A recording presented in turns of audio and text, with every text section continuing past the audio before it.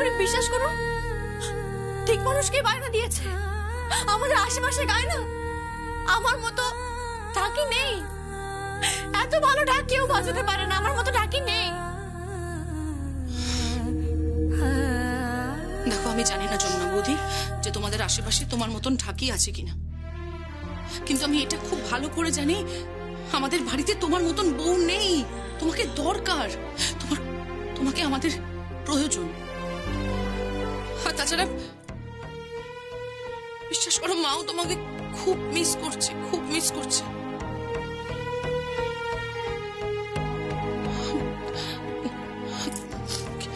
দাঁড়াও, একটু ধরো।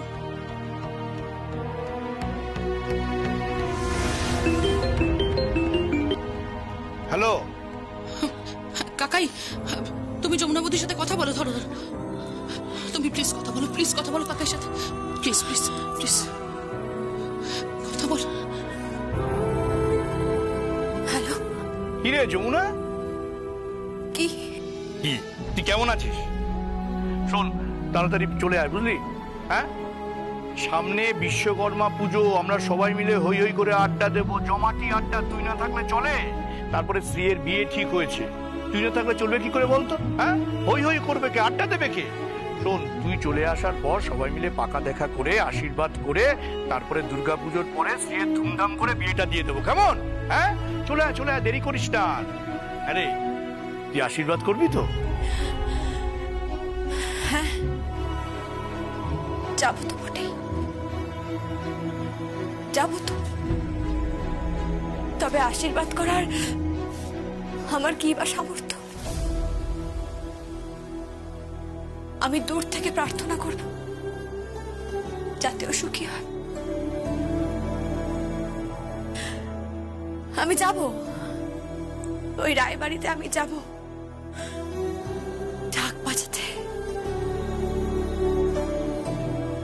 যমুনা ঢাকি হয়ে ঢাক বাজাতে যাব আমি।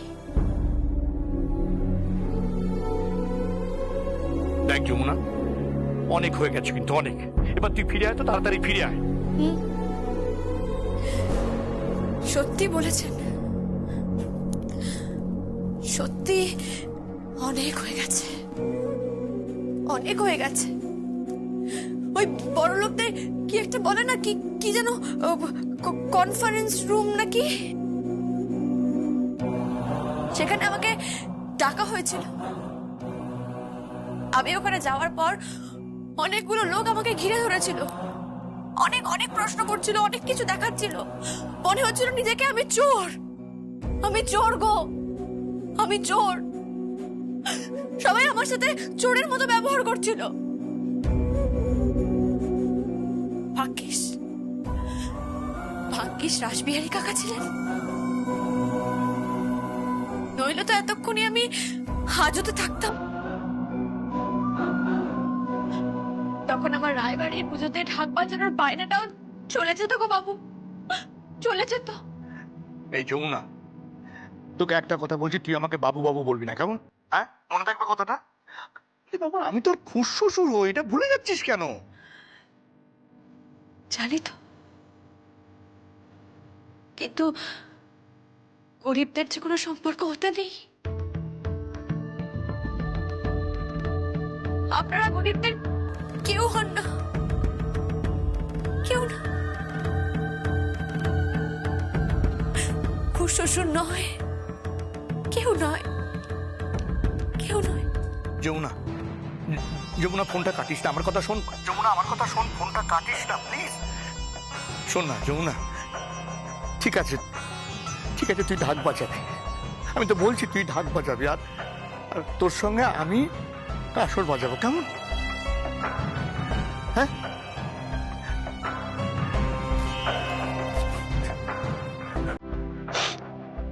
দেখ যমুনা, সবসময় তুই তোর শ্বশুর মশাইয়ের কথা ধরিস না তো। জানিস তো, নির্বোধ একটা মানুষ, মাথা মোটা, কি বলবো বল দেখি। সবসময় মাথা গরম আর গাজোয়ারি। তুই বাদ দে তো যমুনা, যেমন আমি তো আছি, হ্যাঁ, তোর জন্য আমি তো আছি নাকি? তুই চলে আয় মা, তুই চলে আয়। শোন না, আ- আমি বলছি তো, তুই তুই তুই ঢাক বাজাবি আর আমি তোর সঙ্গে কাসর বাজাবো পাত্রপক্ষের সামনে, কেমন? হ্যাঁ, ঢাক বাজাবি তো?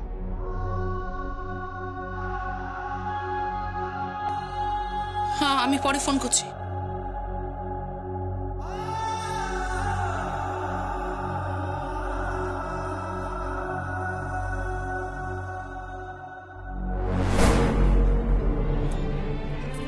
প্লিজ যমুনা বৌদি, প্লিজ, পরশুদিন বিশ্বকর্মা পুজো, চলো তুমি, প্লিজ ফিরে চলো। না না, আমি আমি যাব না। কেন যাবে না তুমি?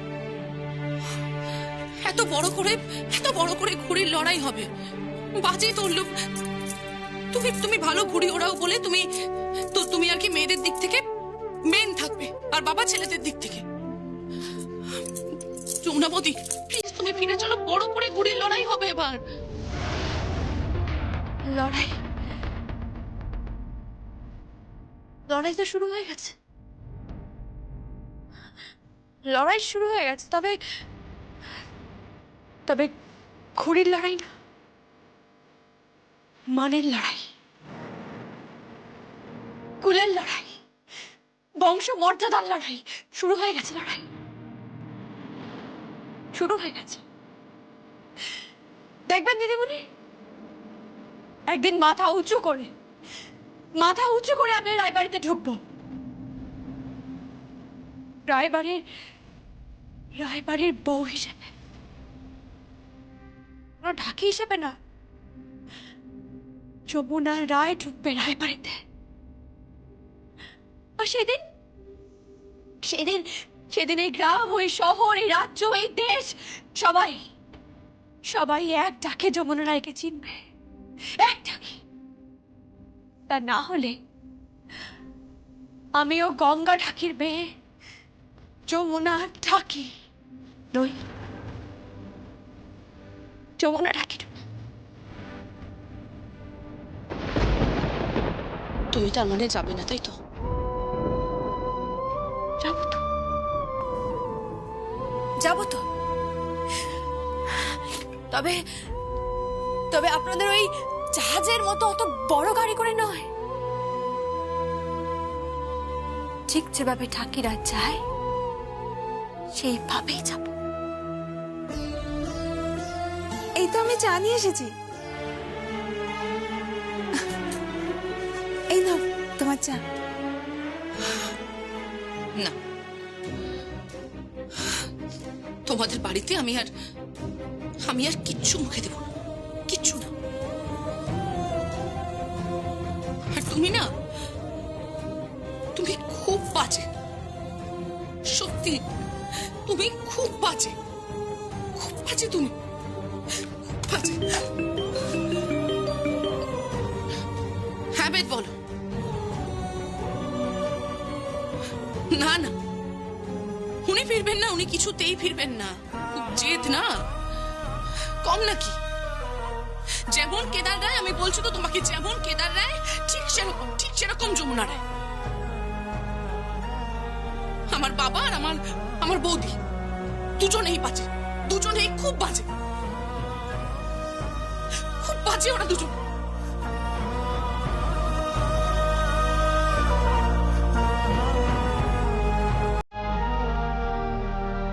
সবাইকে ফিরিয়ে দিচ্ছিস?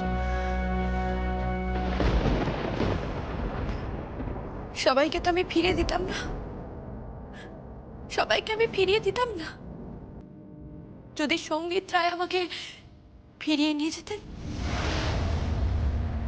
কিন্তু তা তো উনি করেননি,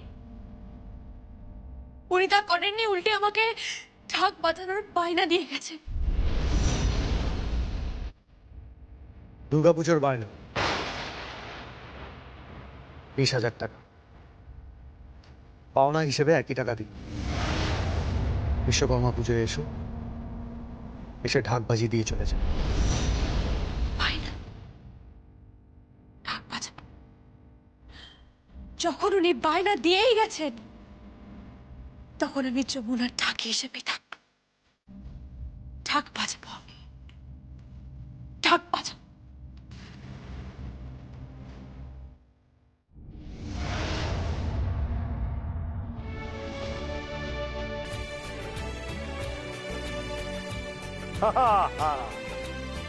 দেখ এমন মাঞ্জা দেবো না,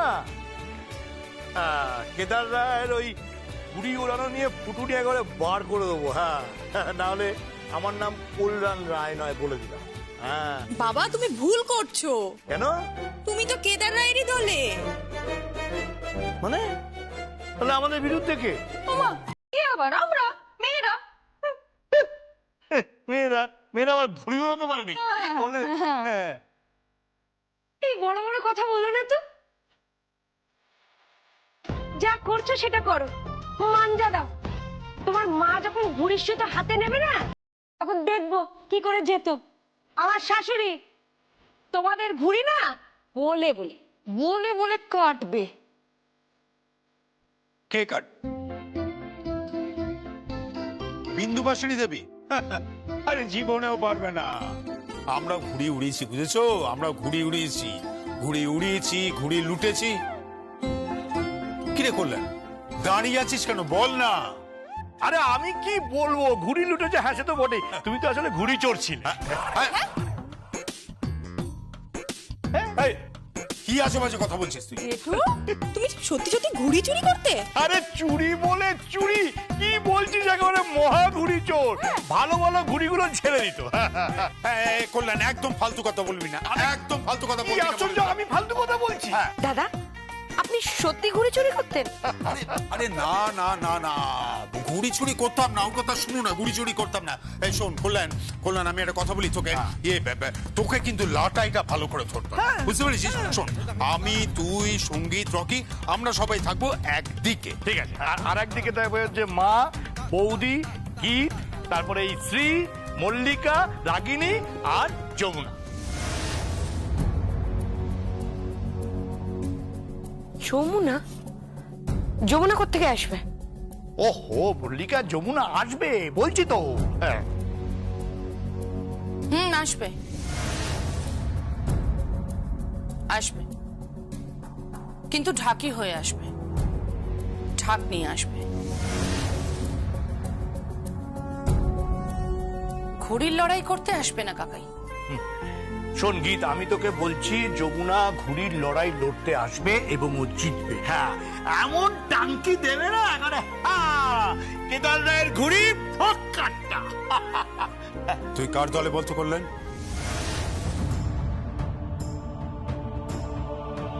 আমার দলে না মেয়েদের দলে? বর্দা, বর্দা ছোটদা মেয়েদের দল। হ্যাঁ, ছোটদা বরাবরই মেয়েদের দলে, আর সেই দলে যদি যমুনা থাকে তাহলে তো ছোটদা সেই দলেই থাকবে। হ্যাঁ, একদম একদম ঠিক কথা বলেছিস বোন।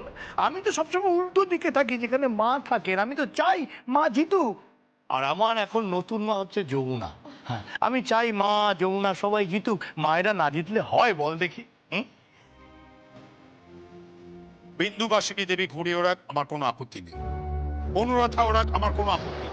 মল্লিকা ওড়াক, কোনো আপত্তি নেই। শ্রী ওড়াক, গীত ওড়াক, কোনো আপত্তি নেই। কিন্তু যমুনা ঘুড়ি ওড়াবে না, এটা কিন্তু আমি তোকে বলে দিলাম, পরিষ্কার করলেন। সেটা তুমি না বললেও হবে বাবা।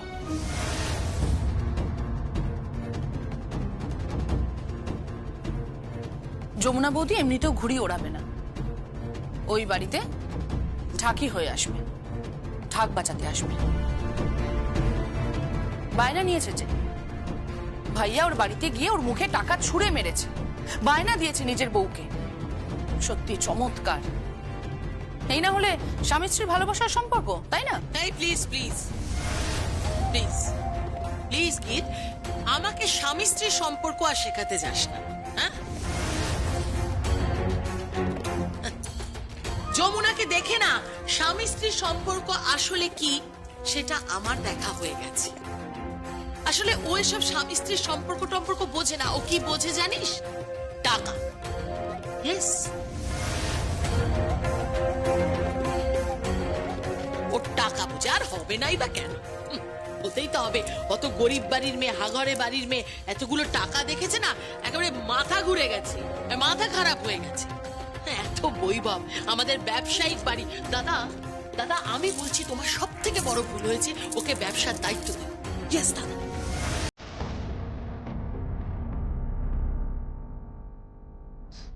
ব্যবসার অতগুলো টাকা দেখে না একবারে লোভে চোখটা চকচক করে উঠেছে। যমুনার সাথে আমার প্রবলেমটা সম্পূর্ণ পার্সোনাল, বড় বেশি।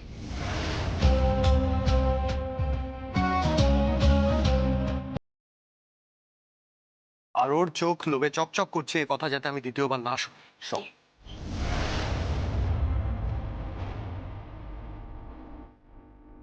ওকে আমি তোমাদের থেকে ভালো করে চিনি, সুতরাং এই কথা আর বলবে না বারবার। প্লিজ বড় পিসি, দাদা ভাই, তোমরা প্লিজ ঝগড়া থামাও। ও বাবা, তোমরা বলো না, যদি পাত্রপক্ষ এই বাড়িতে আসে তাহলে তো যমুনা বৌদিকে খুঁজবে, তখন কি হবে? আর এসে যদি জানতে পারে এই বাড়ির বউ এই বাড়ি ছেড়ে চলে গেছে, তখন আমাদের ইমপ্রেশনটা কি হবে বলো তো? ইমপ্রেশন যাই হোক না কেন,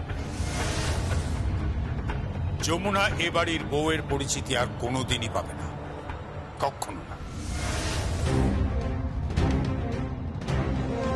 পরিচিতি পাবে না মানে? এ কি মামা বাড়ি নাকি? আমি বুঝতে পারছি না। এটা কি তোমার বাপ ঠাকুর তার জমিদারি যে তুমি যা হুকুম করবে সব হয়ে যাবে? দেশে আইন কানুন নেই? দেখো, বড় বড় কথা বলো না তো। বললেন ফালতু কথা বলবি না। আমি ফালতু কথা বলছি? হ্যাঁ, ফালতু কথা বলছি। না, ফালতু কথা বলছি না, মোটেই ফালতু কথা বলছি না। আমার মেয়ের বিয়ে, অত ভালো পাত্র আমি আর পাবো? এটা জুয়েল ছেলে, আমার পাত্র পছন্দ হয়েছে, ব্যাস। এখন পাত্র পাত্রীকে পছন্দ করলেই হয়ে গেল। আমার মেয়েকে না পছন্দ করার তো কিছু নেই। আচ্ছা, বিয়েতে কে আপত্তি করছে? কে আপত্তি করছে ছোট বৌদি? হ্যাঁ, যমুনার নামটা না নিলেই হলো।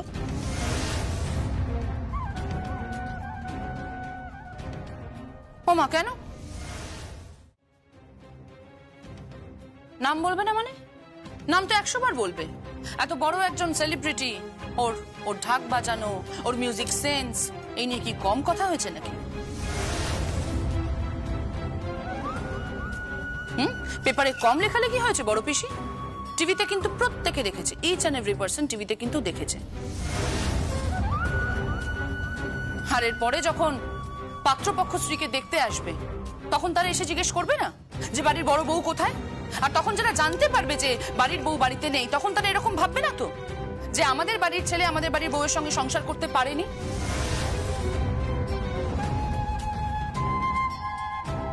আর স্ত্রীও তো আমাদের বাড়িরই মেয়ে, তাই স্ত্রী কি করে সংসার করবে এরকম ভাববে না তো তারা। আচ্ছা, কি তুই কি বলতে চাইছিস বলতো স্পষ্ট করে? আমি কি বলতে চাইছি সেটা তোমরা সবাই প্রত্যেকে খুব ভালো করে বুঝতে পারছো। এখনো সময় আছে। কাকাই প্লিজ, তুমি সবাইকে একটু ভালো করে বুঝিয়ে দাও, হাতে পায়ে ধরে হলেও যেন অন্তত কালকের দিনটার জন্য পাত্রপক্ষের সামনে যমুনা বৌদিকে বউ সাজিয়ে বসানো হয়, প্লিজ। সাজবে না, কখনো সাজবে না। ঢাক বাজিয়ে এ বাড়ি থেকেও যেন বেরিয়েছে।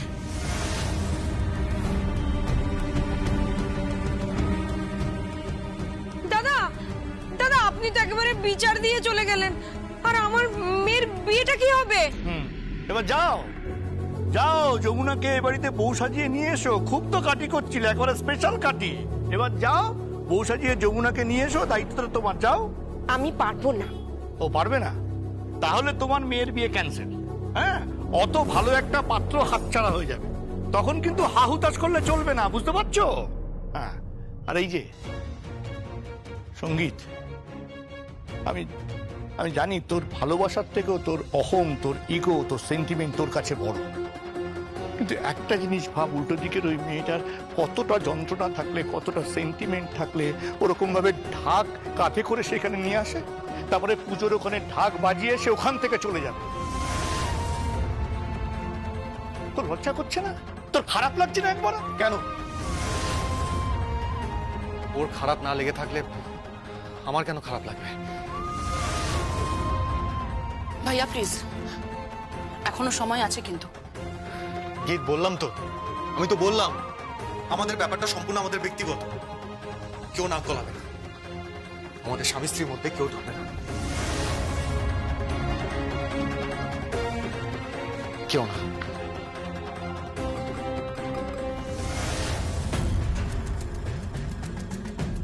ঢুকলে তো বেঁচে যাবি রে সঙ্গীত। এমন চক্কর চালাবো যে তোদের দূরত্ব এমন হয়ে যাবে যে তোরা পরস্পরকে চিনতেই পারবি না বা চিনতে চাইবি না। আরে বাবা, মাঞ্জা দিতে হবে, কি আশ্চর্য বল দেখি। তুমি এখন মাঞ্জা দেবে? হ্যাঁ, আর আমার মেয়েটার কি হবে গো? যমুনাকে ফোন করো, ওই হচ্ছে বিপদরঞ্জন মধুসূদন, যা করার ওই করবে। আমি যমুনাকে ফোন করতে পারবো না। ও, যমুনাকে ফোন করতে পারবে না? তাহলে আর কি, তোমার মেয়ের বিয়ে ক্যান্সেল। হ্যাঁ, এই যে মেয়ের বিয়ে ক্যান্সেলটা হবে না, তার সমস্ত দায় তোমার উপর বর্তাবে। 8 বছরও হয়, এর মধ্যে বাড়ির বউ কোথায় নিয়ে তো প্রশ্ন উঠবেই। আর এটা দাদার জমিদারি নয়, বুঝেছো? এটা একটা সংসার, প্রত্যেককে অ্যাডজাস্ট করে চলতে হবে। এই কথাটা অন্তত যমুনার বৌদি শিখিয়ে দিয়ে গেছে আমার।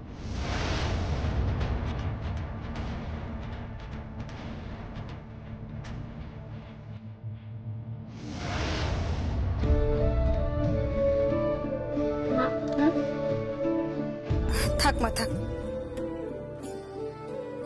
আমি আসি মা। আরে তোর বাবা কোথায়? বাবা বাইরে আছে। ও চল দিদি। কিরে, তুইও কি সঙ্গে যাচ্ছিস নাকি? হ্যাঁ মা, আমি ওদের একা ছাড়বো না। না জানি ওখানে কি অশান্তিটাই না হয়।